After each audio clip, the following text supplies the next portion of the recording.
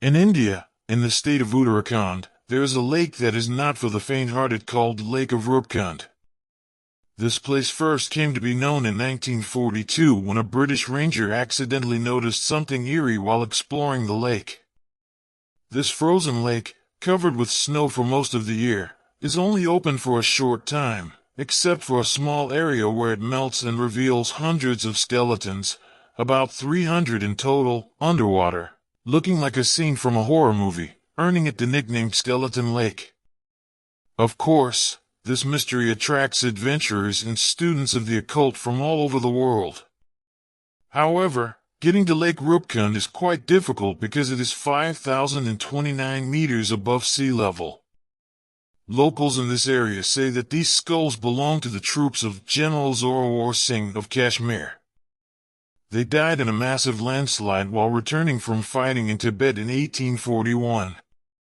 Another story says that the skeletons belong to the king of Kannauj Chadwal, his wife, servants, and a dance troupe who were on a pilgrimage to Balampa.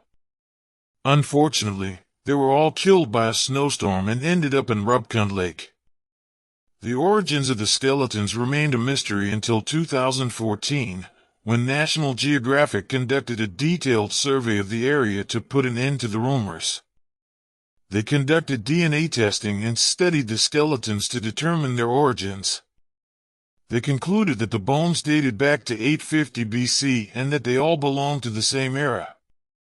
It seems that the remains of the dead were preserved by the freezing waters of Roopkund Lake all year round, like a natural freezer, for more than 1,200 years before they were discovered.